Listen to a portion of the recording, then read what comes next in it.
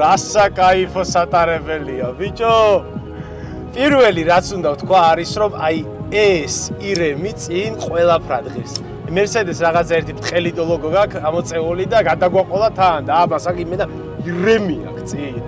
ახლა ხვდები რატო ევასებოდა ეს მანქანა, მოკლედ პირველ რიგში რაც უნდა ითქვას, საჭი არის ძალიან ელეგანტური, რაღაცნაირი ვაიბი მოდის თავისი აი ეს იცი როგორი ვაიბი მოდის?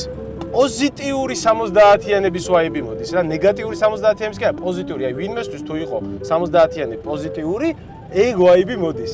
სარკეები არის საკმაოდ პატარა, მაგრამ ნუ თავის საქმეს აკეთებს. ეს ფორტოჭკა გავაღოთ. ოპა! ისე გადადის მეორე, მესამე სიჩქარეში, რომ გეგონება რაღაცა ძალიან მაღალი დონის DCT-ია რა, ორ დისკიანი ტრანსმისია, ძალიან მაგარია და ეს ირემი მაგრამ ევასები. კაი, ირგვლივ საკმაოდ კარგი მხედველობა აქვს, ხალხს უხარია რომ ხედავს, ხელს მიქნევენ ეს ცოტა ზროსლი ტიპები. საქმე რაშია ეხლა რა, რატო ეს მანქანა განსაკუთრებული? ეს მანქანა იყო საბჭოთა კავშირელი მამაკაცების ოცნება. და როდესაც მას ყიდულობდა ადამიანი, ის ოცნებას იხდენდა. და ბედნიერი იყო რა, ანუ ტიპი ამაში რომ იჯდა, ის უკვე ბედნიერი იყო და ეგ ძალიან კარგია რომ ვიღაცა ბედნიერი იყო. სალონში ახლა რო გითხრათ რომ ძალიან პატარაა თქო არა, აი 0-1-ში რო ვერ ვეტეოდი, ეგეთი პრობლემა აქ არ მიდგას ნამდვილად, აქ ვეტევი, ნორმალურად ვზივარ და საკმაოდ კომფორტულია. სავარძელი არის ძალიან რბილი, რასაც ქვია ზერბილია მართლა და საკმაოდ კაი ტიპია. ცოტა სიგანეშია პატარა ეს მანქანა, უფრო განიერს ვისურვებდი რომ ყოფილიყო.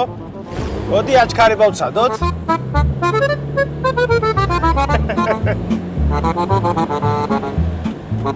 ეს იყო ვიდეო ნამდვილი მანქანა და ურთიერთობა დენის მანქანა. დენის ვიდეო მანქანაში.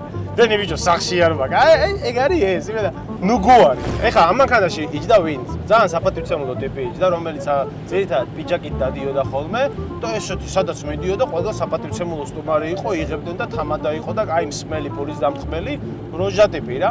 აღსანიშნავია რომ ძალიან რბილია, თანამედროვე მანქანებთან შედარებითაც კი კომფორტულია. ამას ნამდვილად ვერ დაუწუნებ რა, შეიძლება საერთოდ არ ვარ იმ დროში ნაცხოვრები. არც ნოსტალგია არ მაქვს ამ ავტომობილის მიმართ, მაგრამ იმას ნამდვილად ვერ დაუმალავ, რომ ძალიან რბილია. მანევრირებადობაზე ეხა ბევრს ვერაფერს გეტყვით, იმიტომ რომ ჩვეულებრივი საბჭოთა კავშირელი ავტომობილია, რომელიც ირწევა მოსახვევში და ეს ხედი მევასება, მე არ მაგრაჩა ირემი რო ჩანს ეს რომ მიდის. ალბათ მთელი მანქანის აურას 80%-ს ეს ირემი ძენს რა. როგორ უკიქინებს კონდენციონერი? საბჭოთა კონდენციონერი.